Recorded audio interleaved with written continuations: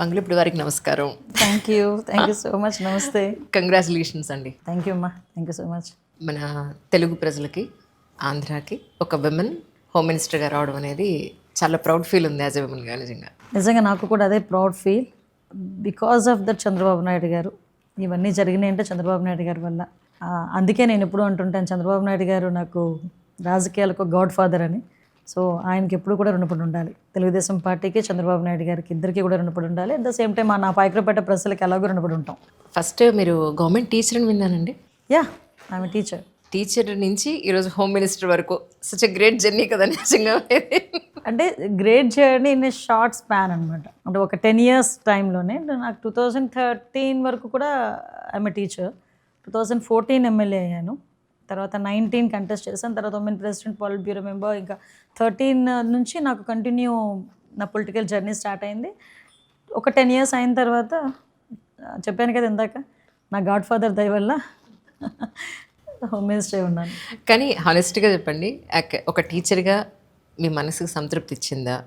ఒక ఏమంటారు, హోమ్ మినిస్టర్గా మీకు మనసుకు సంతృప్తి ఇచ్చిందా అంటే ఏం చెప్పండి? మీకు ఈ విషయంలోనైతే నేను ఒక 2 ways ఆఫ్ ఆన్సర్ చెప్తా. కానీ ట్రూలీ ఓపెన్గా చెప్తున్నా, నేను టీచర్గా ఉన్నాను కాబట్టి పొలిటికల్గా నేను సక్సెస్ అవ్వగలిగాను. Right. Because of teacher only. నేను ఈరోజు పొలిటికల్గా 10 సంవత్సరాల్లోనే నేను ఈ పొజిషన్కి రాగలిగానంటే నా టీచర్ వృత్తి అన్నది చాలా బాగా పనిచేసింది నాకు. అట్ ద సేమ్ టైం ఏంటంటే, నాకు చిన్నప్పటి నుంచి కూడా పాలిటిక్స్ అంటే ఒక ప్యాషన్. లిటరల్లీ నేను టీచర్ కింద ఫస్ట్ టైం అపాయింట్మెంట్ లెటర్ తీసుకొని స్కూల్కి వెళ్ళి సిగ్నేచర్ చేస్తూ అయితే ఏడ్చా. ఎందుకంటే అప్పటికి నాకు 21-22 yearsకి నాకు జాబ్ వచ్చేసింది. అబ్బా 36 years చేయాలా ఉద్యోగం, లేదు ఇది కాదు నాకు కావాల్సింది, సంథింగ్ ఇంకొంచెం ముందుకు వెళ్ళాలని అప్పటికప్పుడు మళ్ళీ చదవడం మొదలుపెట్టాను. పీజీలు అంటే తొందరగా ప్రమోషన్స్ మీదనే బయటికి రావాలి, లేకపోతే నేను ఏదో ఒక సివిల్స్ ప్రిపేర్ అవ్వాలి, లేకపోతే పాలిటిక్స్. ఎస్, నేను ఫస్ట్ టైం కనుక పాలిటిక్స్లో నేను ఏదైనా ఇబ్బంది పడి ఉంటే 2014 టైంలో మా నాన్నగారికి మాట ఇచ్చొచ్చా. నాన్నగారు అయితే ఒప్పుకోలే.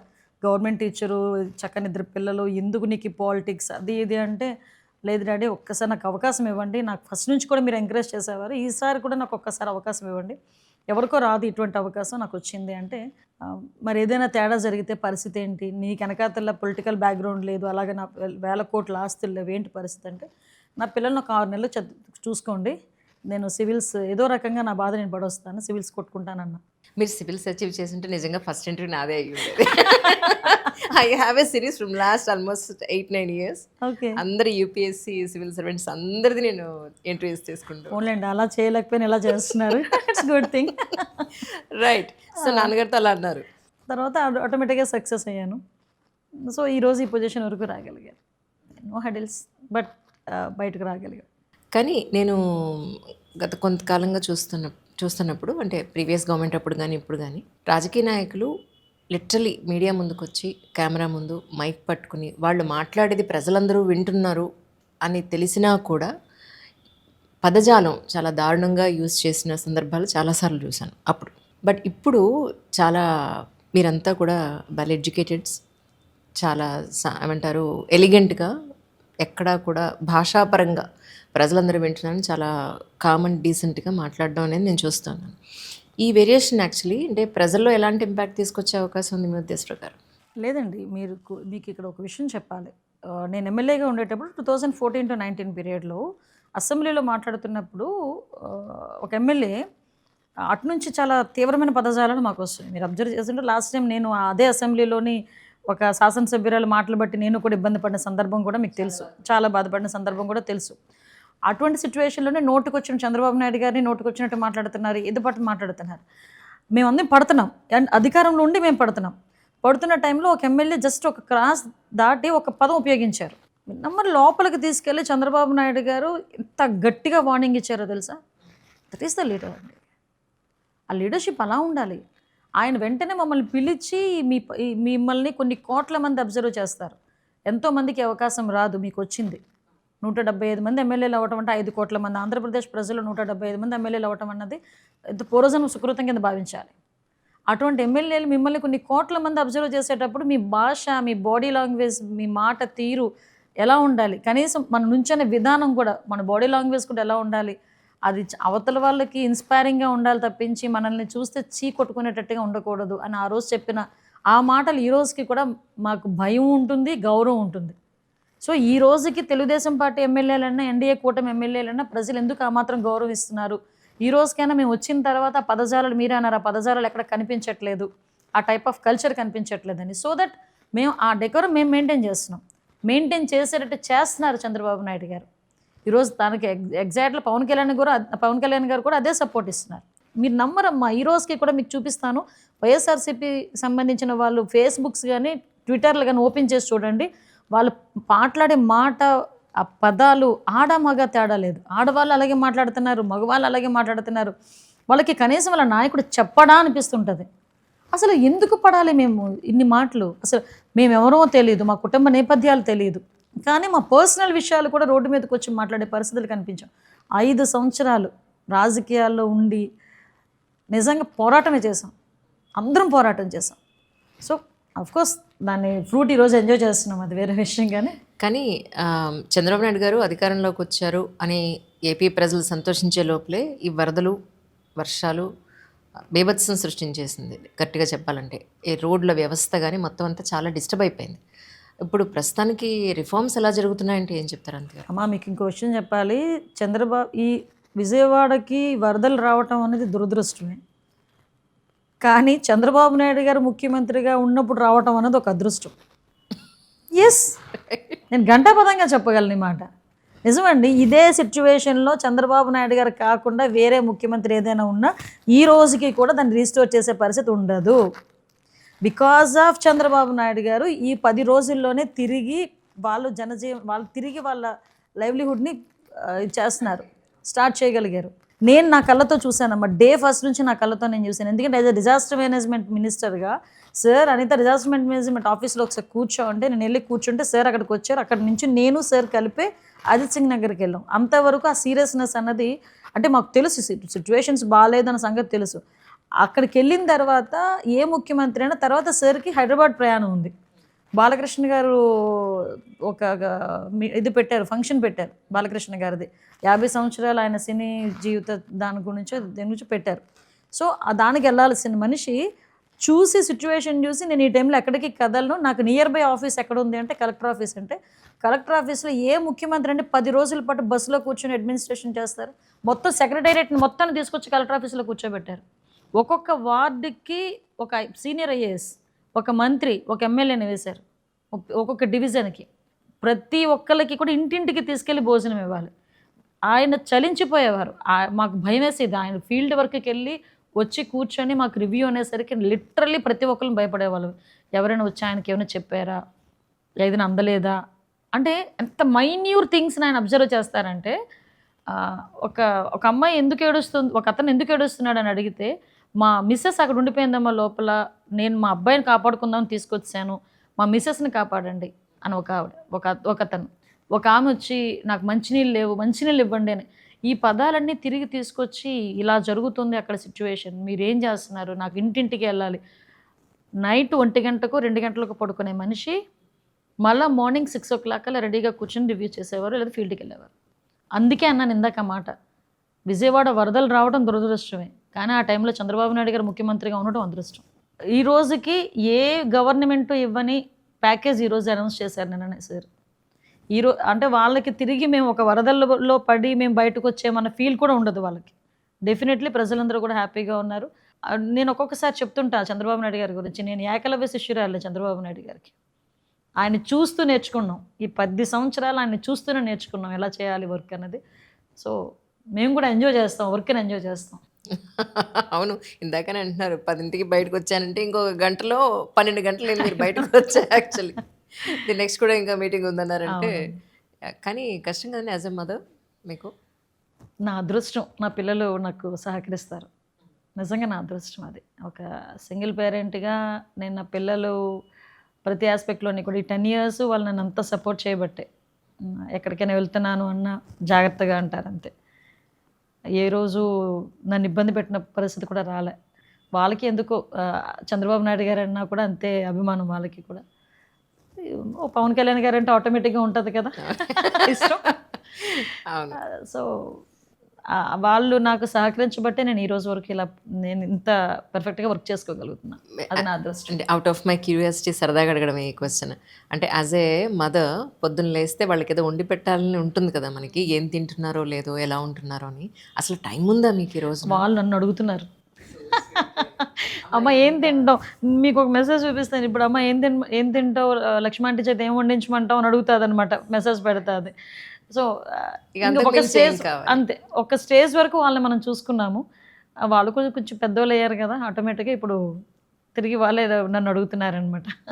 కానీ పవన్ కళ్యాణ్ గారికి అన్ని పోర్ట్ఫోలియోలు ఇవ్వడం అనేది, అంటే ఇంకెవరూ లేరా ఈయనకి ఇచ్చారని కొంతమంది విమర్శించారు ఒక పర్టికులర్ టైంలో. అలాంటి వాళ్ళకి మీరు ఏం సమాధానం చెప్తారు? అసలు విమర్శించే వాళ్ళు ఒక్కొక్కసారి నాకు అనిపిస్తుంది అమ్మా, ఫీల్డ్ మీదకుండి యుద్ధం చేయాలి, యుద్ధం చేసేవాడు తెలుస్తుంది పెయిన్. అంతే తప్పించి ఎక్కడో కూర్చొని, నాకు చాలామందిని అబ్జర్వ్ చేస్తుంటాను, క్రికెట్ మ్యాచ్ జరుగుతుంది అనుకోండి, ఇక్కడ కూర్చొని అనాలిసిస్ చేస్తారు, అచ్చచ్చా బ్యాట్ ఇలా ఆడితే బాగుండు, ఇలా ఆడితే బాగుండు అని. At the same time politics గురించి బాగా బాగా ఖాళీగా ఉండే కూర్చొని ఆ రచ్చబండ్ల దగ్గర, లేకపోతే ఏదో సంథింగ్ మీటింగ్ హాల్స్లో కూర్చొని ఏం అనాలిసిస్ ఇస్తారంటే, ఇక్కడ కూర్చొని అమెరికాలో ఏం జరగాలో కూడా వీళ్ళే నిర్ణయిస్తారు. సో ఏ పోర్ట్ఫోలియోలు ఎవరికి ఇవ్వాలో కూడా వీళ్ళే నిర్ణయిస్తారు. ఇవ్వకపోతే ఫీల్ అయిపోతారు, ఫీల్ అయిపోయి నోటుకు వచ్చినట్టు మాట్లాడతారు. ఏం ఇస్తే తప్పేంటి? ఇప్పుడు 24 మంది ఉన్నాం, 24 మంది మినిస్టర్స్, ఆయనకి ఆ పోర్ట్ఫోలియోలో ఆయన తీసుకున్నారు, తప్పేంటి? ఇప్పుడు ఇచ్చారు, తప్పేంటి? చేస్తున్నారు కదా. చెయ్యలేకపోతే అడుగు, ఆ పోర్ట్ఫోలియోలకి న్యాయం చేయలేకపోతే అప్పుడు అడగండి. అంతే తప్పించి ఎందుకు ఇచ్చారు, ఎవరూ లేరా, అవన్నీ కాదు. ఒక సిస్టమ్ ఉంటుంది, ఇంతమంది మంత్రులే ఇవ్వాలి, ఒక సిస్టమ్ ఉంటుంది. ఆ ఉన్న శాఖలన్నింటినీ ఆ మంత్రులకే సర్దాలి. ఈరోజు నేను 2 మినిస్టర్స్ చేస్తున్నా, ఏమన్నా నాకు కాకుండా ఇంకొకరు మినిస్టర్ ఇవ్వాలంటే అవ్వదు. అది ఇంతమంది మినిస్టర్స్ ఉండాలంటే సిస్టమ్ అది. దాని సిస్టమ్ తగ్గట్టు వెళ్తాం, కానీ మీరు నోటుకు వచ్చినట్టు మాట్లాడారు కదా, దాని తగ్గట్టు వెళ్ళడం అనేది జరగదు. అది మీ ద్వారా చెప్తున్నాను వాళ్ళకి. అవును. ఇప్పుడు ఆంధ్రాలో తెలుగుదేశం పార్టీ వచ్చి ఐ థింక్ 100 రోజులు కంప్లీట్ అయిన సందర్భంగా ఈ 100 రోజుల్లో జరిగిన డెవలప్మెంట్ ఏంటి, లేదా ప్రజలకు మీరు ఏం చెప్పదలుచుకున్నారంటే ఏం చెప్తారు? యాక్చువల్గా నేను 100 రోజుల్లో చంద్రబాబు నాయుడు గారు ఏం చేయగలిగారు, ఆ 5 సంవత్సరాల్లో జగన్మోహన్ రెడ్డి ఏం చేయలేకపోయాడు డిబేట్ పెట్టాలన్నా కూడా నేను మాట్లాడగలను. ఎందుకంటే ఒక నాయకుడికి ఒక 100 రోజులు ఇస్తే ఇన్ని పనులు చేయగలడా అన్నదైతే క్లియర్గా మనం చెప్పడానికి ఉదాహరణగా ఈ 100 డేస్ని మనం చూసుకోవచ్చు. అసలు యాక్చువల్గా పెన్షన్స్ ఇచ్చేటప్పుడు ఫస్ట్ 5 సిగ్నేచర్స్ చేశారు సార్ బయటకు వచ్చిన వెంటనే. ఆ 5 సిగ్నేచర్స్ కూడా అసలు మేము గవర్నమెంట్లోకి వచ్చి చంద్రబాబు నాయుడు గారు అనే నేను ప్రమాణ స్వీకారం చేసే టైంకి ఖజానా జీరో. ఆ జీరో ఖజానా దగ్గర నుంచి పెన్షన్స్ ఇవ్వాలి, జీతాలు ఇవ్వాలి, సూపర్ 6 ఉంది, ఒక పక్క నుంచి ఉద్యోగాలు తీయాలి, ఇన్ఫ్రాస్ట్రక్చర్ డెవలప్ చేయాలి, అమరావతి కట్టాలి, పోలవరం కట్టాలి, రోడ్లు మొత్తం పాడైపోయినాయి, రోడ్లు వేసుకోవాలి, ఇరిగేషన్ ప్రాజెక్ట్స్ కంప్లీట్ చేసుకోవాలి. అంటే ఇన్ని ఒక్కసారిగా ఉంటే ఆయన మహానుభావుడు, ఆయన కాబట్టి తట్టుకోగలుగుతున్నాడండి బాబు చంద్రబాబు నాయుడు గారు. ఇన్ని సిచ్యువేషన్స్లో కూడా ఆయన అన్న మాట ప్రకారంగా 4,000 రూపాయల పెన్షన్ని ఏకదం ఒకేసారి నేను అందరికి ఇంటింటికి 1వ తారీఖు కల్లా ఇస్తానన్నారు. అలాగే చేశారు. ఎందుకు ఈ మాట స్పెసిఫిక్గా చెప్తున్నానంటే, మార్చ్ ఏప్రిల్ దగ్గరకు వచ్చేసరికి వాలంటీర్ వ్యవస్థని పెన్షన్లు ఇవ్వకూడదు అని ఎలక్షన్ కమిషన్ దగ్గర నుంచి ఆర్డర్ వచ్చింది. ఆర్డర్ వచ్చిన వెంటనే జగన్మోహన్ రెడ్డి ఏం చేశాడంటే, వాలంటీర్లకు లేకపోతే ఇంటింటికి వెళ్ళి పెన్షన్ ఇవ్వటం అవ్వదు అని చెప్పి కావాలని చంద్రబాబు నాయుడు గారి మీద యాంటీ క్రియేట్ చేయడానికి ఆ ముసలి వాళ్ళందరినీ రోడ్ల మీద నుంచోబెట్టి, నమ్ముతారా 32 మంది చనిపోయారు ఆ ఎండలు తట్టుకోలేక. ఏప్రిల్ మే ఎండలు, అలాంటి ఎండలు. అదే చంద్రబాబు నాయుడు గారు వాలంటీర్ వ్యవస్థని టచ్ చేయకుండా సెక్రటేరియట్ స్టాఫ్ని తీసుకొని 1వ తారీఖుకి ఇంటింటికి తీసుకెళ్ళి 4,000 రూపాయల పెన్షన్ని 64 లక్షల మందికి ఒక్క రోజులో ఇచ్చారు. దట్ ఈస్ చంద్రబాబు నాయుడు గారు. సో ఎందుకు చెప్తుంది, ఈ 100 రోజుల్లో అన్నా క్యాంటీన్లు అప్పుడు పోయినాయి, అన్నా క్యాంటీన్లు మళ్ళీ తీసుకొచ్చి ఇచ్చాం. ల్యాండ్ టైటిలింగ్ యాక్ట్ రద్దు చేస్తామని చెప్పాం, ల్యాండ్ టైటిలింగ్ యాక్ట్ రద్దు చేసాం. అదేవిధంగా మనకి నూతన ఇసుక పాలసీ చెప్పాం, నూతన ఇసుక పాలసీ తీసుకొచ్చాం.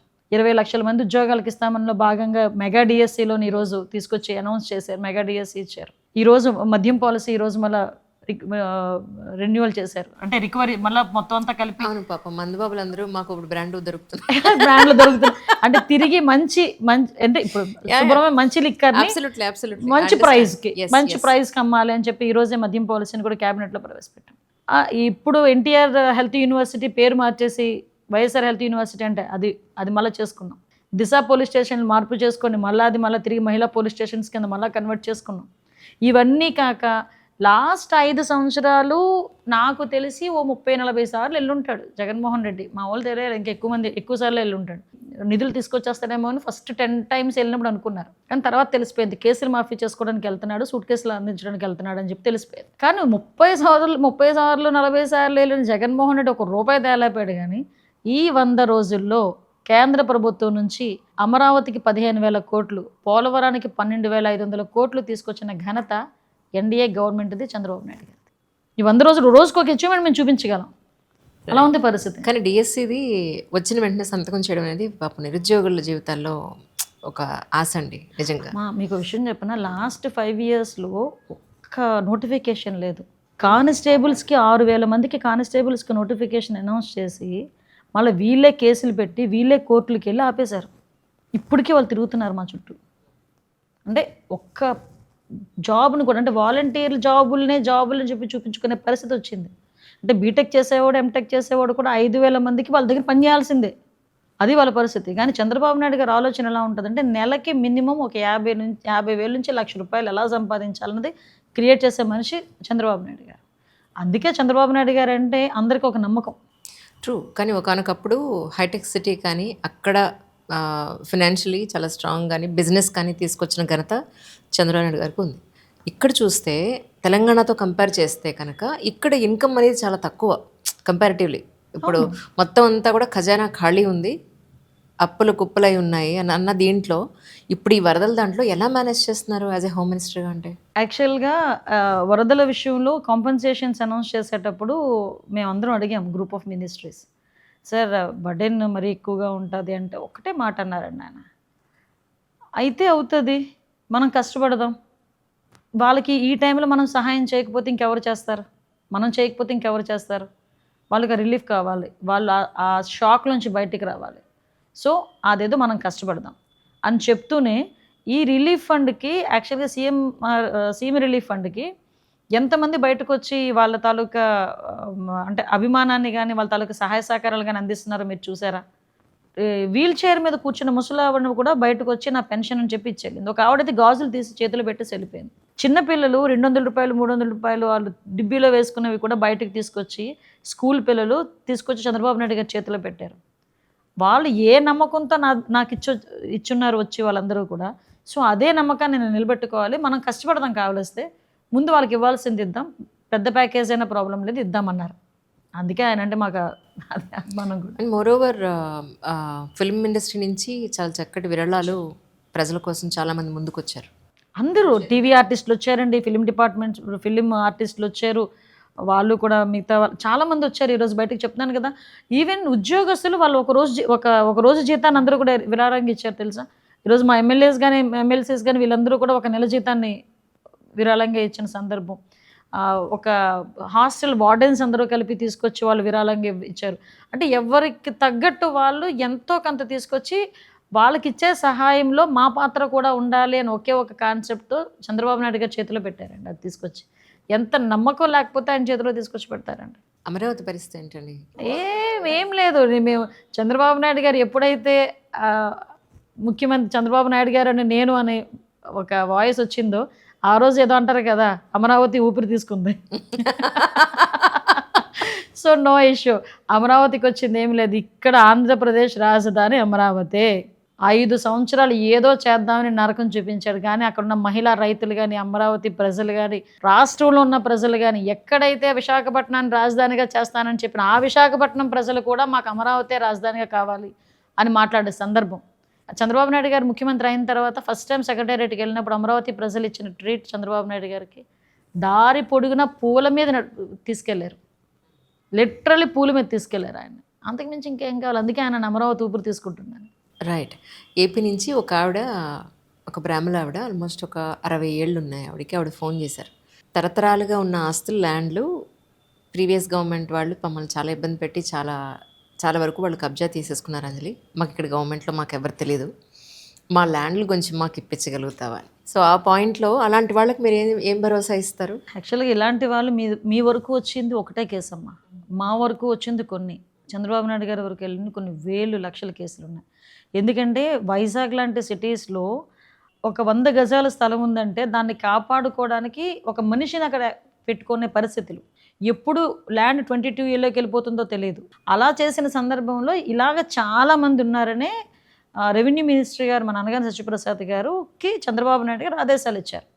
ఏమని ఇలాంటి సిచ్యువేషన్స్ ఉన్నాయి, ఒక 1 మంత్ డ్రైవ్ పెట్టండి. ఎవరెవరైతే వాళ్ళ భూములు కోల్పోయారో వాళ్ళందరినీ వచ్చి రిజిస్టర్ చేసుకుంటే వాళ్ళందరికీ ఎస్ ప్లీజ్ మా తప్పకుండా మీరు నాకు ఇవ్వండి, నేను ఇమీడియట్గా మినిస్టర్ గారికి ఇస్తాను. అక్కడ వాళ్ళకి ఏమైనా పోలీస్ పరంగా వాళ్ళకి ఏదైనా సపోర్ట్ కావాలంటే నేను చేస్తాను, రెవెన్యూ పరంగా సపోర్ట్ కావాలంటే మంత్రి గారు ఉన్నారు, సీఎం గారి దృష్టి కూడా తీసుకెళ్తాను డెఫినెట్గా. ఈ కార్యక్రమం ఆల్రెడీ శ్రీకారం చుట్టారు. సో ఎవరికైనా ఎటువంటి ప్రాబ్లం వచ్చినా వాళ్ళు కంపల్సరీగా వెళ్ళి ఆ లోకల్ కలెక్టర్ గారికి వాళ్ళకి ఇన్ఫామ్ చేసుకుంటే వాళ్ళకి ఇమీడియట్గా న్యాయం జరుగుతుంది. దాని గురించి చెప్తున్నాను కదండి, చంద్రబాబు నాయుడు గారి దగ్గర ఇలాంటి ఆటలు సాగవు. కాబట్టి బాధితులు ఎవరైతే ఉన్నారో వాళ్ళకి కంపల్సరీ న్యాయం జరుగుద్ది. కానీ కూటమి అధికారంలోకి వచ్చిన తర్వాత, చంద్రబాబు నాయుడు గారు సీఎం అయిన తర్వాత వైఎస్ఆర్సీపీ లీడర్స్ మీద కక్ష సాధింపు చర్యలు చేస్తున్నారు. భరత్ గారు ఎవ్రీడే ఇన్స్టాగ్రామ్లో ఒక వీడియో పెడుతూ ఉన్నారు. విజయవాడ భరత్ గారు మమ్మల్ని ఇలా కొట్టేశారు, కొంతమంది చంపేశారు, కొన్ని కూలగొట్టేశారు అని. ఇది ఎంతవరకు నిజం అంటారు? ఇప్పుడు అది దాస్తే దాగే పరిస్థితి కాదండి. మీకు విషయం చెప్పనా, నేను ఇది బెదిరించి మాట్లాడట్లేదు, లేకపోతే నేనేమి దాన్ని ఏమంటారు హెడ్ స్ట్రాంగ్తో నేను మాట్లాడట్లేదు. నిజంగా మాకు అదే గనక ఉద్దేశం ఉండుంటే 164 సీట్లు ఇచ్చి కేవలం 11 సీట్లతో నిన్ను కూర్చోబెట్టిన తర్వాత కనీసం వైఎస్ఆర్సీపీ నాయకుడిని రోడ్డు మీద తిరగనిస్తామా? మాకు ఆ యాటిట్యూడ్ ఉంటే ఈ రోజుకి కూడా సోషల్ మీడియాలో నోటికొచ్చినట్టు వాగుతున్నా కూడా యాజ్ పర్ ప్రొసీజర్ మేము చెయ్యాలి అనుకుంటున్నామే తప్పించి మీకు రాత్రులు గోడలు దూకి లైట్లు ఆపేసి తీసుకొచ్చి మొత్తం ఊర్లని తిప్పి తీసుకొచ్చి పెట్టాలని మేము ఏ రోజు అనుకోలేదు. ఏ నాయకుడిని మేము కక్ష సాధింపుగా అరెస్ట్ చేసామో చెప్పమనండి. వీళ్ళకి ఏంటంటే భయం అన్నమాట. ఏదో అంటారు కదా, గుమ్మడికాయలు దొంగంటే భుజాలు తొడుక్కున్నట్టు వీళ్ళు మేము ఏదైనా కేసు అన్నాం అనుకున్నామో మా మీదే వచ్చారని ఫీలింగ్. అది ఏం జరుగుతుంది అసలు ఇక్కడ? నిజంగా అలా అనుకుంటే కనుక ఎన్నెన్ని మాట్లాడిన పెద్ద మనుషులందరూ ఈరోజు ఎంత ధైర్యంగా తిరుగుతున్నారండి ఆంధ్రప్రదేశ్లో. Right. Even civil servants point of వ్యూలో కూడా చాలామందిని ఇక్కడ వాళ్ళు చేసిన పనులకు ఏదైతే ఉందో వాళ్ళని కూడా క్షమించే పరిస్థితి లేకుండానే లాస్ట్ టైం యాక్షన్ తీసుకున్నారు. యాక్చువల్లీ టు బి ఫ్రాంక్, నేను సివిల్ సర్వీసెస్ వాళ్ళకి అవనియండి, జనరల్గా ఉన్న ఉద్యోగస్తులకైనా మీకు రాజకీయాలు ఎందుకబ్బా, మేము 5 సంవత్సరాలు ఉండేవాళ్ళని, మీరు 30 సంవత్సరాలు ఉండేవాళ్ళు. మీరు మా మాట పట్టుకొని మీకు నచ్చినట్టు ఏదో సభాష్ అంటాడు, అవతలోడు కూర్చోబెడతాడు, పక్కన కూర్చోబెడతాడు, కాఫీ ఇస్తాడు, లేకపోతే సభాష్ అంటాడని ఆలోచించుకొని మీరు చెయ్యరాని పనులు చేస్తే ఏమవుతుంది? ఈరోజు హెడ్ మాస్టర్ అమ్మాయిగా టీచర్గా కరెక్ట్ చెప్పారు. అంతే కదా. అవును అవును, నేను అదే అంట, ఏ అధికారులందరికీ ఒకటే మాట, మీకు ఎందుకు రాజకీయాలు? మళ్ళీ చెప్తున్నా, నువ్వు నిజంగా రాజకీయాలు చేద్దాం అనుకుంటున్నావా, ఆ డ్రెస్ వదిలేసి కథర చొక్క వేసుకో. అవును, ఇప్పుడు యూపీఎస్సీ వాళ్ళు చాలామంది రాజకీయాల్లోకి వస్తున్నారు కదా డ్రెస్ వదిలేసి. అదే డ్రెస్ వదిలేసి రండి, వచ్చి కూర్చోండి, కథర చొక్క వేసుకుంటే ఫేస్ టు ఫేస్ తేల్చేసుకోవచ్చు. 100 రోజుల్లో హోమ్ మినిస్టర్ గారు వారి మార్క్ ఏమన్నా చూపించుకునే అవకాశం దొరికిందా? 100 డేస్లో నా మార్క్ అంటే డెఫినెట్గా చూపించాలి. ఎందుకంటే ఫస్ట్ నుంచి కూడా హోమ్ డిపార్ట్మెంట్ మీద, డిజాస్టర్ మేనేజ్మెంట్, ఈ 2 ఇష్యూస్ మీద కూడా నేర్చుకోవాలి. ఫస్ట్ వాట్ ఈజ్ వాట్ అనేది నేర్చుకోవాలి. నెక్స్ట్ చాలామంది ఇప్పుడు ఇందాక మీతో మాట్లాడినట్టుగా జనాల ఎక్స్పెక్టేషన్ కూడా చాలా ఎక్కువగా ఉంది. సో దానికి తగ్గట్టుగా నేను వర్క్ చేయాలి. కాబట్టి అట్ ద సేమ్ టైం అక్కడ ఉన్న పోలీస్ డిపార్ట్మెంట్ వాళ్ళ కష్టాలు ఆ వాటి గురించి కూడా ఆలోచించాలి. బోత్ ఈ రెండింటి మీద కూడా మ్యాక్సిమం అందరితోని కూడా ఎస్పీస్ అందరితోని కూడా రివ్యూస్ పెట్టుకున్నాం. డీజీపీ ఆఫీస్లో కూర్చొని అన్ని విషయాలు మాట్లాడుకున్నాం. ఫైర్ డిపార్ట్మెంట్ వాళ్ళతోని, ప్రెజెంట్ డిపార్ట్మెంట్ వాళ్ళతోని అందరితోని కూడా కోఆర్డినేట్ చేసుకొని వాళ్ళ ముందు అసలు నా కాన్సెప్ట్ ఎలా ఉంటుందంటే వాళ్ళని ఒక సేఫ్ జోన్లో, కంఫర్ట్ జోన్లో పెట్టి వాళ్ళతో పని చేయించుకోవడం అన్నది ఒక వే. అంతే తప్పించి వాళ్ళకే జీతాలు లేక, వాళ్ళకే టీఏడిఏలు లేక, మనం వాళ్ళకి కనీసం ఫెసిలిటీస్ ఇవ్వకుండా వాళ్ళని పని చేయండి అంటే వాళ్ళు కూడా చేయలేరు.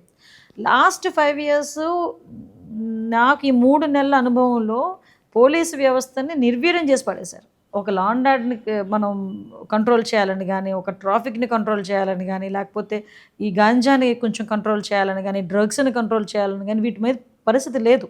సో అలాంటి సిచ్యువేషన్ నుంచి మళ్ళా తిరిగి అరే నాయన నువ్వు పోలీసు, నువ్వు వేసుకున్నది కాకి చొక్కా, నీ డ్యూటీస్ ఇవి, మీరు పరిగెట్టాలి అనే పరిస్థితికి మేము మళ్ళీ గుర్తు చేయాల్సిన పరిస్థితి వచ్చింది.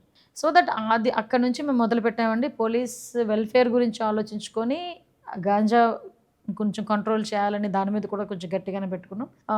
చంద్రబాబు నాయుడు గారు కూడా దాని మీద ఆటోమేటిక్గా నార్కోటిక్ టాస్క్ ఫోర్స్ అని చెప్పేసి ఇప్పుడు రీసెంట్గా ఒకటి ఏర్పాటు చేస్తున్నాం.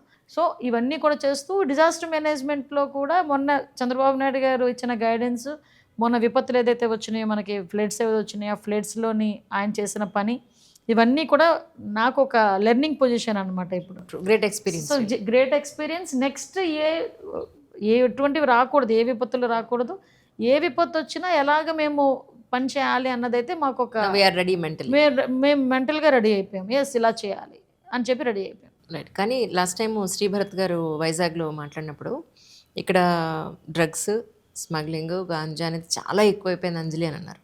ఇప్పుడు దాని మీద ఏమైనా మీకు కొద్ది గొప్ప కంట్రోల్ చేయగలిగే అవకాశం దొరికిందండి? లేదమ్మా, చెయ్యాలి. ఎందుకంటే లాస్ట్ 5 years ఏమైందంటే సెబ్ అని చెప్పి ఒకటి ఏర్పాటు చేసి కంప్లీట్గా ఎక్సైజ్ డిపార్ట్మెంట్ ఎక్కువగా ఇంతకుముందు గంజాని మొత్తం అంతా ఎక్సైజ్ డిపార్ట్మెంట్ చూసుకునేది. పోలీసు, ఎక్సైజ్ డిపార్ట్మెంట్ రెండు చూసుకునేవి. కనీసం గంజా తోటలు తగలబెట్టడం అనో, గాంజా చేసిన వాళ్ళని కేసులు పెట్టడం అని ఇవన్నీ కూడా జరిగేవి. సెబ్ అనేది ఏర్పాటు చేసిన తర్వాత 2 years కంప్లీట్గా గాంజా మీద వాళ్ళు వెళ్ళలే.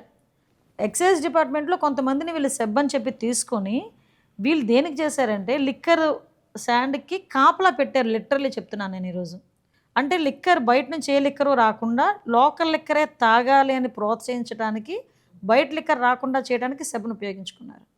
ఇసుక వీళ్ళు మాఫియా చేయడానికి సెబ్ను ఉపయోగించుకున్నారు. సో అలా అందువల్ల మొన్న రీసెంట్గా సెబ్ను కూడా మేము క్యాన్సిల్ చేసాం. ఇప్పుడు నార్కోటిక్ టాస్క్ ఫోర్స్ అని చెప్పి గాంజా మీద, డ్రగ్స్ మీద ఒక స్పెషల్ డ్రైవ్ కూడా పెట్టి, నమ్ముతారా, సాక్షాత్తు చంద్రబాబు నాయుడు గారే గాంజా మీద అవేర్నెస్కి ఒక ప్రోగ్రామ్కి నేను కూడా అటెండ్ అవుతాను అన్నారు. అంటే ఎక్కడో కొండల్లో ఉండాల్సిన గాంజా ఈరోజు స్కూల్ పిల్లల బ్యాగుల్లోకి వెళ్ళింది. సో మనం ఎంత మేరకు దాన్ని కంట్రోల్ మనం చేయాలో ఒకసారి ఆలోచించాలి. చెక్ పోస్టులు పెట్టడం కానీ, చెక్ పోస్టుల దగ్గర సీసీ కెమెరాస్ పెట్టడం కానీ, ఈవెన్ చాలా ఇష్యూస్ ఉన్నాయి పోలీస్ డిపార్ట్మెంట్లో. లాస్ట్ 5 సంవత్సరాలు ఫింగర్ ప్రింట్ ఐడెంటిఫికేషన్ ఉంటుంది అనమాట. మీకు ఐడియా, మీకు మన హైదరాబాద్లో ఇటువైపు అంతా ఉంటుంది. దాని మెయింటెనెన్స్ డబ్బులు ఇవ్వక 5 సంవత్సరాలు ఫింగర్ ప్రింట్ ఐడెంటిఫికేషన్ అనేది మూల కూర్చుంది. తెలుసా మీకు? My God. ఎలక్షన్ డ్యూటీస్ చేసేటప్పుడు ఈ వాకీ టాకీస్ ఉంటాయి కదా, కమ్యూనికేట్, అవి లేక పక్కన తెలంగాణ రాష్ట్రం నుంచి తెచ్చుకున్నాం. అంటే లాస్ట్ 5 సంవత్సరాలు ఒక చిన్న మైన్యూట్ పాయింట్ కూడా ఎలాంటి పరిస్థితి అని చెప్పడానికి మీకు ఎగ్జాంపుల్స్ చెప్పాలి. మళ్ళీ వీటన్నిటినీ కూడా పెద్దానికి చెప్తే, మొన్న రీసెంట్గా ఒక మీటింగ్లో కూర్చొని మళ్ళీ ఇవన్నీ కూడా రీస్టోర్ చేయండి అని చెప్పి చంద్రబాబు నాయుడు గారు మాకు ఆదేశాలు ఇవ్వటం, మళ్ళీ యాజ్ టీజ్గా మళ్ళీ రెగ్యులర్ ప్రొసీజర్లోకి ఈరోజు డిపార్ట్మెంట్ అన్నది పడింది.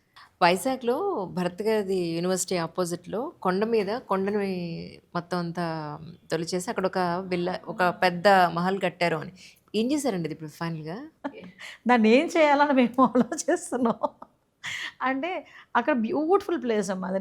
నేను వైజాగ్ అమ్మాయినే కదా, సో చాలా బ్యూటిఫుల్ ప్లేస్ అది. రిషికొండ, అక్కడ గీతం కాలేజ్, ఆ రిషికొండ అది రోజు రోజుకి ఏదో అంటారు కదా, గుండు కొట్టించినట్టుగా కొట్టించేసి వాళ్ళు ఎంత తెలివైన వాళ్ళు అంటే ఆ పక్కన ఆ టైంలో ఒక సమ్మిట్ పెట్టారు, ఇన్వెస్ట్మెంట్ సమ్మిట్ పెట్టారు.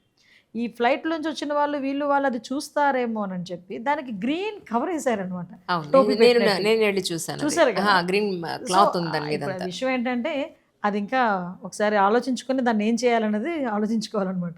ఇప్పుడు ఏదో అంటారు కదా, మనకి ఏదో మ్యూజియంస్ అలాంటివి ఏదో పెడతారు కదా, ఎంటీగా ఉంది రైట్ నౌ. అయితే ప్రస్తుతానికి ఎంటీగానే. పోలవరం పరిస్థితి ఏంటండి? లాస్ట్ టైం కొన్ని షార్ట్స్, రీల్స్, వీడియోస్లో అసలు మాకు అక్కడ ఏమీ అర్థం కాలేదని ఒకళ్ళు అంటారు, ఇంకొకళ్ళు అంటారు అసలు మేమే చేసాం 50%, వాళ్ళు ఏమీ చేయలేదు అంటారు. అసలు ప్రజెంట్ సిచ్యువేషన్ ఏంటి మీ ఉద్దేశ ప్రకారం? ఇంకెంతకాలం? అదండి, వాళ్ళకి ఏమీ అర్థం కావట్లేదు. తెలిసినోడికి అయితే అర్థమవుతుంది, తెలియనోడికి ఏమి అర్థమవుతుంది? వాడికి టీఎంసీ అంటే తెలియదు, డయాఫ్రమ్ వాల్ అంటే తెలియదు. వాడు ఇరిగేషన్ మినిస్టర్ అయిపోయి అక్కడ కూర్చొని ఫోటోలు తీయించుకోవడానికి ఇరిగేషన్ మినిస్టర్ లేదు అనుకుంటే తొడలగొట్టడానికి అసెంబ్లీలో కూర్చొని. అది కాదు కదా. మొన్న మీరు ఇరిగేషన్ మినిస్టర్ అంటే ఎలా ఉండాలో మొన్న మా రామానాయుడు గారు చూపించారు. బుడమేరు ఇష్యూ క్లియర్ అయ్యి మనకు ప్రాబ్లం జరిగిన తర్వాత దాన్ని బ్రీచ్ క్లోజ్ చేయడానికి 3 రోజులు రాత్రి పగలు అక్కడ కూర్చొని చేశాడు ఆయన. పోలవరం సిచ్యువేషన్ ఎలా ఉందో క్లియర్గా ఈరోజు ఎక్స్ప్లెయిన్ చేయగలరు. చంద్రబాబు నాయుడు గారికి పూర్తి అవగాహన ఉంది కాబట్టి ఈరోజు మనం కేంద్ర ప్రభుత్వం నుంచి డబ్బులు తెచ్చుకోగలిగాం పోలవరానికి.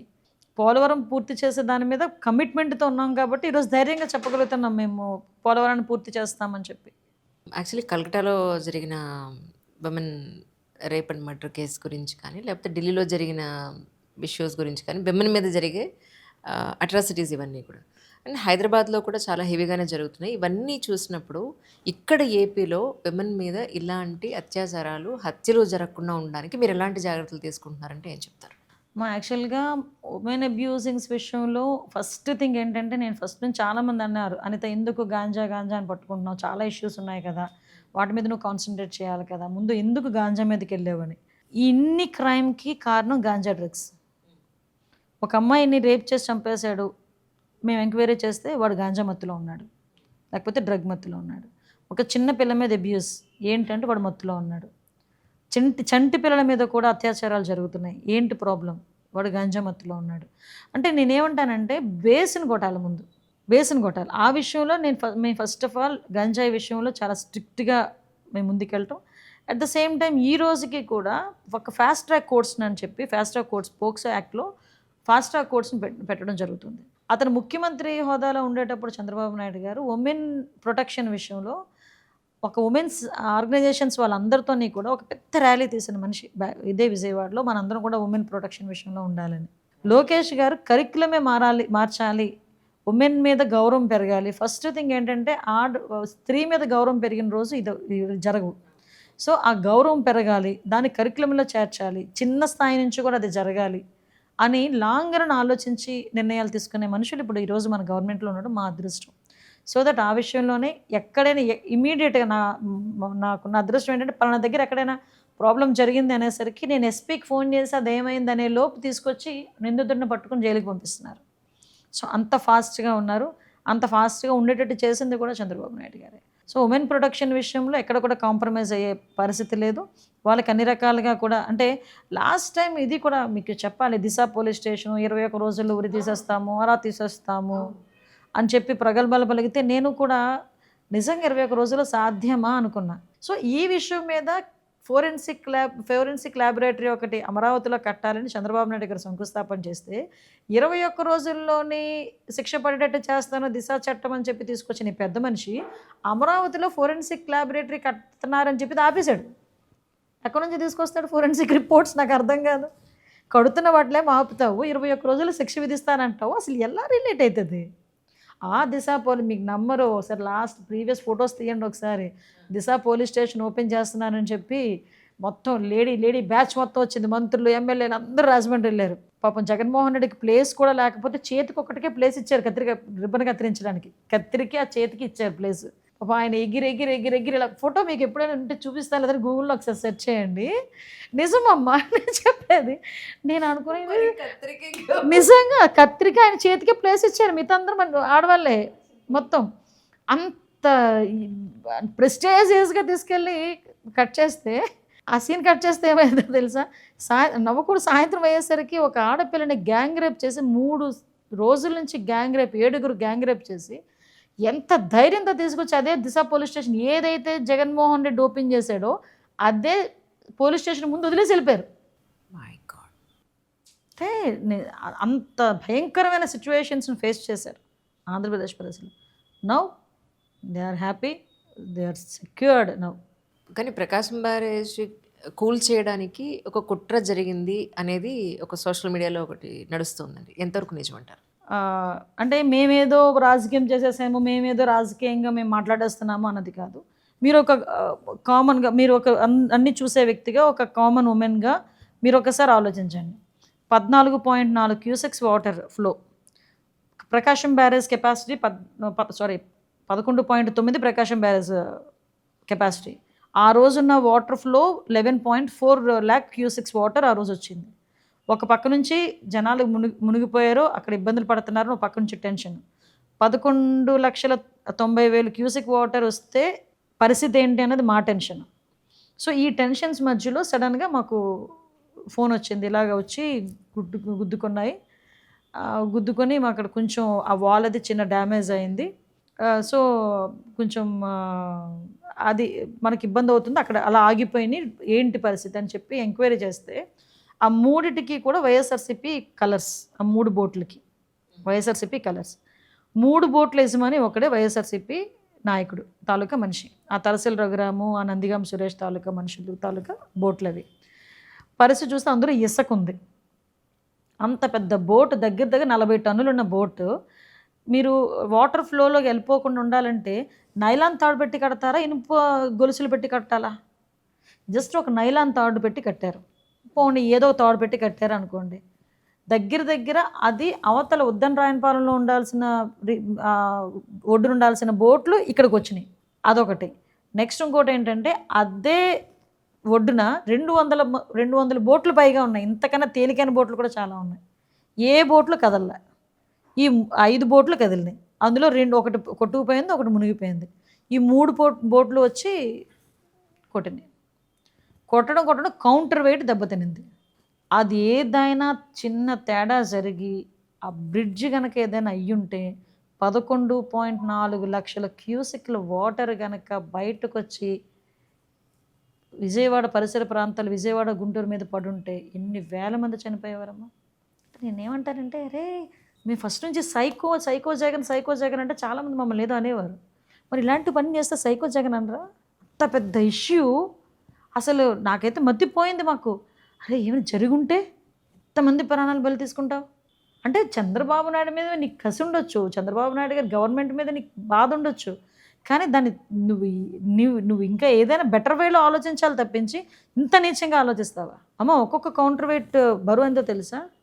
16 టన్నులు, 17 టన్నులు. అలాంటిది కూడా డ్యామేజ్ అయింది అక్కడ కౌంటర్ వెయిట్స్ అని. నేను నిజంగా అది కుట్రలో, అది సోషల్ మీడియాలో రావడం కాదమ్మా, అది నిజంగా జరిగింది కుట్రే. అది ఇది ప్రజలందరూ కూడా గమనించాలి. అంటే వాళ్ళు ఇన్స్టాగ్రామ్లో పెట్టింది ఏంటంటే, మేము నిజంగానే అలా చేస్తున్నట్టయితే ఆ బోట్స్ మీద మా పార్టీకి సంబంధించిన ముద్ర ఎందుకు వేసుకుంటాము అని. ఇంకొకటి అయితే అంతాడు, ఇంకొకటి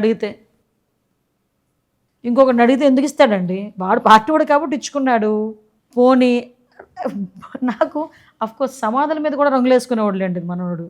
కొంత ఏంటది రాళ్ళు మీద, సర్వే రాళ్ళు మీద బొమ్మ రంగులు అన్నీ వేసుకునేవాడు. అఫ్కోర్స్ బోట్ల మీద కూడా అలాగే వేసుకున్నాడు. ఎందుకు రంగులు వేసుకుంటున్నారు వీళ్ళని నాకు అర్థమయ్యేది కాదు చాలా రోజులు. అదేంటంటే ఒక రైట్, పేటెంట్ రైట్ అనమాట. మేము వైఎస్ఆర్సీపీ వాళ్ళు మేము ఏ అదో పనులు చేసినా ఈ కలర్ చూసి ఆగిపోవాలి నువ్వంతే. ఒకడు అంటాడు, మొన్న ఎక్కడో చూశాను, అంత పెద్ద బ్రిడ్జిని ఇంత చిన్న పడవ కొట్టగలదాడు, ఇంత పెద్ద రాయిని ఇంత పెద్ద సుత్తి కొట్టలేదు. ఎగ్జాక్ట్లీ నిజమే కదా. నిజంగా ఎన్డీఏ గవర్నమెంట్లో ఉన్న మేము ఆంధ్రప్రదేశ్ ప్రజలు అదృష్టవంతులం కాబట్టి అంత పెద్ద ఉపద్రవాన్ని తప్పించుకున్నాం. ఆ దేవుడే తప్పించాడు, కృష్ణమే తప్పించింది అంతే. మరి ప్రత్యేక హోదా మీద ఇప్పుడు స్టాండ్ ఏంటండి? ఏం లేదండి, ఇప్పుడు ఒకటైతే చాలా క్లియర్. ఈ రోజు వరకు ఆంధ్రప్రదేశ్ రాష్ట్రానికి కావాల్సిన రైల్వే జోన్ ఈ రోజుకి చంద్రబాబు నాయుడు గారి దయ వల్ల అది క్లియర్ అవుతుంది. At the same time Amaravati పూర్తవుతుంది, పోలవరం పూర్తవుతుంది. మాకు కావలసిన అన్ని ఫెసిలిటీస్ కూడా ఈరోజు సెంట్రల్ గవర్నమెంట్ నుంచి మేము తెచ్చుకోగలుగుతున్నాం. ఒక పేరైతే లేదు కానీ ఆ పేరులో అందులో ప్రత్యేక హోదాలో వచ్చే ప్రతి ఒక్క ఆస్పెక్ట్ కూడా ఈరోజు సెంట్రల్ గవర్నమెంట్ నుంచి మేము తీసుకొచ్చుకుంటున్నాం. సో ఆ విషయంలో ఎక్కడ కూడా రాజీ అయ్యే ప్రసక్తి లేదు. సార్ కూడా ఆ విషయంలోని కేంద్ర ప్రభుత్వం కూడా క్లారిటీగా ఉన్నారు. చంద్రబాబు నాయుడు గారు, పవన్ కళ్యాణ్ గారు కూడా ఆ విషయంలో చాలా క్లియర్గా ఉండి ఆంధ్రప్రదేశ్ రాష్ట్రానికి రావాల్సిన అన్ని వనరుల్ని కూడా తీసుకొస్తున్నారు. జైత్వానీ కేసులో సోషల్ మీడియాలో అంతా కూడా ఆయన ఒకానొకప్పుడు రాజశేఖర రెడ్డి గారు ఈయన దగ్గరికే పంపించారు జగన్ని, నా దగ్గర బిజినెస్ మెలకువలు నేర్చుకోవడానికి అని చెప్పి, జైత్వానీ కేసులో ప్రత్యక్షంగా వీళ్ళిద్దరే మేజరా అన్నట్టుగా సోషల్ మీడియా అంతా పుకార్లేపు వస్తుంది. సో ఈ పాయింట్లో మీకు ఏమన్నా అనిపించిందా? యాక్చువల్లీ ఒకటండి, నేను ఇందులోని మేము పొలిటికల్ యాంగిల్లో ఆలోచించలేదమ్మా. క్లియర్గా ఒక ఆడబిడ్డ ఎక్కడో ముంబైలో ఉన్న ఒక ఆడబిడ్డ రాష్ట్రం పరువు తీసుకునేటట్టుగా ఇక్కడికి తీసుకొచ్చి ఆ అమ్మాయిని అన్ని ఇబ్బందులకి గురి చేశారు. ఆ అమ్మాయి మీద రాంగ్ ఎఫ్ఐఆర్ నోట్ చేశారు. ఆ అమ్మాయిని బయటకు తీసుకొచ్చి మానసికంగా శారీరకంగా అమ్మాయిని హింసించారు. ఇది ఒక్కటే మేము యాంగిల్ తీసుకున్నాం. మేము పొలిటికల్గా ఆలోచించుకోవాలనుకుంటే పొలిటికల్ స్టాండ్ తీసుకోలేదండం చాలా ఐఎమ్ సో హ్యాపీ టు నిజమండి. ఎందుకంటే మేము ఆడబిడ్డ మానం దగ్గర, ఆడబిడ్డ ప్రాణం దగ్గర కూడా రాజకీయం చేయడం అన్నది అంతకుమించి దౌర్భాగ్యం ఇంకోటి ఉండదు. సో మేము ఎప్పుడు కూడా ఆ యాంగిల్లో మేము ఆలోచించలేం. మేము అందువల్లనే మీరు నిజంగా మేము ఆ యాంగిల్లో ఆలోచిస్తే వైఎస్ఆర్సీపీ నాయకులు ఎంతమంది బయటకు వస్తారండి? మరి ఎందుకు 3 IPS ఆఫీసర్లు మేము సస్పెండ్ చేస్తాం చెప్పండి? సో యాజ్ పర్ సిస్టమ్ ప్రకారం వెళ్తున్నాం. కానీ ఒకనొకప్పుడు ఒక పర్టికులర్ కేసెస్లో రౌడీలు, గూండాలు వీళ్ళు ఇన్వాల్వ్మెంట్ ఎక్కువ ఉండేది. ఇప్పుడు ఆ ప్లేసుల్లో సివిల్ సర్వెంట్స్, రాజకీయ నాయకులు వీళ్ళు రావడం అనేది ప్రజల్లో ఎలాంటి ఇంపాక్ట్ ఉండే అవకాశం ఉంది? ఒక పొలిటికల్ వాళ్ళ మీద కానీ, లేదంటే అదర్ డిపార్ట్మెంట్స్ మీద, పోలీస్ డిపార్ట్మెంట్ మీద ఎస్పెషల్లీ ప్రజల్లో నమ్మకాన్ని ఎలా మీరు మళ్ళీ రిఫార్మ్ చేస్తారు? మీరన్నది చాలా మంచి పాయింట్. ఇప్పుడున్న సిచ్యువేషన్స్లో మనం ఇంప్లిమెంట్ చేయాల్సిన పాయింట్. ఎస్పెషల్ అందుకే నేను ఒక మాట అంటానండి. ఒక ఆడపిల్ల కనిపించట్లేదని ఒక పోలీస్ స్టేషన్కి వెళ్తే ఫస్ట్ ఇంప్రెషన్ అమ్మాయి వయసు అంతా అని అడుగుతారు కదా. ఆ అమ్మాయి వయసు ఇంతకు ముందు 18, 19 అంటే వేరేగా ఆలోచించుకునేది. 12, 13కే రేపేళ్ళుండి వచ్చేస్తుందిలే. అబ్సల్యూట్లీ. సో అప్పుడు ఆ తల్లిదండ్రులు బాధపడే పరిస్థితి ఏంటి? ఆ తల్లిదండ్రులు ఒక అమ్మాయి మా అమ్మాయిని కనిపించట్లేదని బాధపడి వెళ్తే వాళ్ళు ఈ రకంగా కించపరిచి మాట్లాడుతున్నారే అన్న బాధ. నేను అందుకే ఫస్ట్ చెప్పాను, ఫ్రెండ్లీ పోలీసింగ్ ఉండాలి. ఫ్రెండ్లీ పోలీసింగ్ కూడా ఎలా ఉండాలి అంటే కనీసం బాధతో వచ్చిన వాళ్ళ మాట వినండి. 50% అక్కడే వాళ్ళకి బాధ తగ్గిపోతుంది. సో ఆ రకంగా మేము సిస్టమ్ని క్రియేట్ చేస్తున్నాం. యాజ్ ఆఫ్ నౌ అటువంటి కంప్లైంట్స్ అంటే అడ్వర్స్ కంప్లైంట్స్ ఏమీ లేవు. యాస్టీస్గా ఇప్పుడున్న అందరూ కూడా చాలా యంగ్స్టర్స్ అండి. ఎస్పీస్ అందరూ కూడా చాలా యంగ్స్టర్స్ పనిచేస్తున్నారు.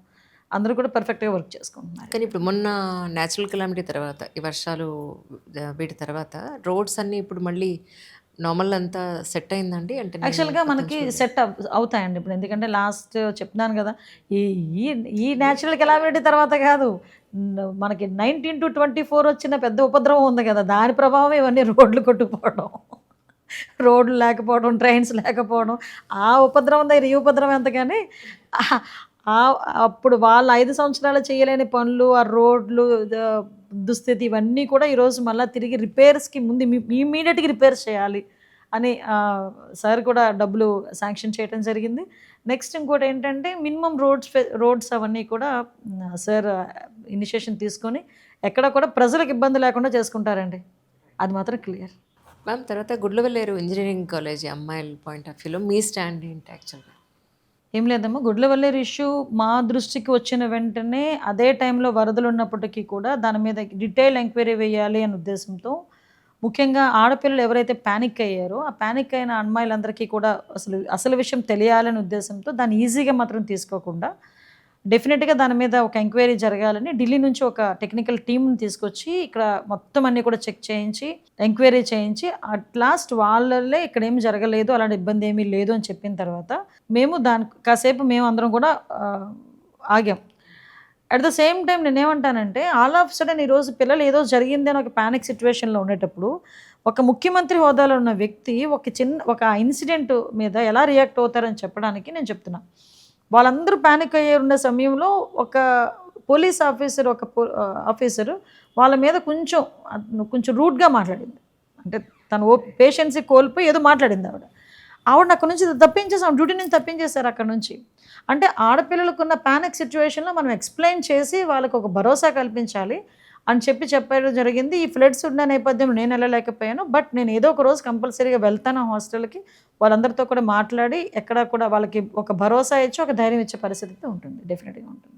వివేకానంద రెడ్డి గారి వాళ్ళ డాక్టర్ మిమ్మల్ని ఏదో కలిసారని చెప్పని విన్నానండి. వచ్చారు 2 times వచ్చారు కలవటానికి. కానీ నాకు ఆవిడని చూస్తే ఒక తండ్రి చావు అయ్యి దగ్గర 6 సంవత్సరాలు అయినా కూడా సొంత పెదనాన్న కొడుకు ఒక అన్నయ్య సీఎం హోదాలో 5 సంవత్సరాలు ఉన్న తర్వాత కూడా ఇంకా న్యాయం గురించి ఒక ఆడబిడ్డ పోరాటం చేస్తుంది. ఇన్నేళ్ల తర్వాత కూడా, 6 సంవత్సరాల తర్వాత కూడా. నేనేమంటానంటే ఈ 5 సంవత్సరాలు, లాస్ట్ 5 సంవత్సరాలు వాళ్ళ అన్నయ్య ముఖ్యమంత్రి, బయటోడెవడో కాదు. చనిపోయిన తర్వాత ఇదే అన్నయ్య అక్కడికి వెళ్ళి నారాసుర రక్త చరిత్ర అని చెప్పి ఆ చావును కూడా ఉపయోగించుకొని 2019లో సీఎం అయిపోయాడు. చెల్లి నీకెందుకు, నేను సిబిఐ ఎంక్వైరీ చేస్తానని చెప్పి ఆ రోజు అన్నాడు. ముఖ్యమంత్రి హోదాలో కూర్చున్న తర్వాత సిబిఐ లేదు, ఏమీ లేదు, సిఐడి జాలి నీకు అన్నాడు. పోనీ ఆ సిఐడినైనా తిన్నగా చేయించారా అంటే అది లేదు. ఓకే, ఆఖరికి అంటే ఒక అన్నయ్య న్యాయం చేయలేక ఒక తండ్రి చావుకి నాకు న్యాయం జరగాలి అని చెప్పి ఒక ఆడబిడ్డ అలా తిరుగుతూ ఉంటే నిజంగా చాలా బాధ అనిపించింది. At the same time Chandrababu Naidu గారు కూడా చాలా సీరియస్గా తీసుకున్నారు ఇష్యూని. ఆ అమ్మాయికి ఎట్టి పరిస్థితుల్లో న్యాయం జరుగుద్ది. అంటే నేను ఏమంటానంటే రాజకీయాలను ఎప్పుడైనా ఉంటాయి అది వేరే విషయం, కానీ సొంత ఇంట్లో ఆడపిల్లల్ని కూడా సరిగ్గా ట్రీట్ చేసుకోలేని వాడు సొసైటీలో పొలిటికల్గా రావడానికి అర్హుడా జగన్మోహన్ రెడ్డి? ఒక్కొక్కసారి నాకు మొన్న తనని చూసిన వెంటనే సునీత గారిని చూసిన వెంటనే నాకు అదో క్వశ్చన్ రైజ్ అయింది. షర్మిల గారు బయటకు వచ్చి మాట్లాడుతున్నప్పుడు కూడా అబ్బా, నిజంగా అనకూడదు కానీ ఎక్కడో లేరు శత్రువులు జగన్మోహన్ రెడ్డికి. పరిస్థితి అలా ఉంది. అందువల్ల ఒక్కొక్కసారి పొలిటికల్ అనిపిస్తుంటుంది, ఈయన సొసైటీ చంద్రబాబు నాయుడు గారు రాజకీయాలు ఉండడానికి అర్హుడు కాదని మాట్లాడుతుంటాడు ఈయన. అసలు నువ్వు సొసైటీలో ఉండడానికి అర్హుడు కాదు. నువ్వు జగన్మోహన్ రెడ్డి అనే వ్యక్తి సొసైటీలో ఉండడానికి అర్హుడు కాదు. ఏమన్నా ఏదో అంటారు కదా, ఆంధ్రప్రదేశ్ ప్రజల దురదృష్టం ఒక్కోసారి ఆ మనిషిని రాజకీయాల్లో చూడటం.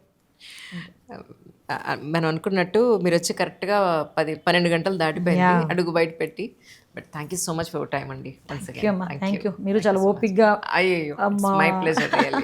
అంటే యాక్చువల్గా పొలిటికల్ ఇంటర్వ్యూస్ చేయటం అనేది, అంటే నేను మిమ్మల్ని చూస్తుంటాను, మీరు చాలామంది ఇంటర్వ్యూ చేస్తుంటారు, కానీ పొలిటికల్ ఇంటర్వ్యూస్ అనేది కొంచెం కష్టమే కదా, ఎందుకంటే మేము చెప్పేదంతా వినాలి కదా మీరు.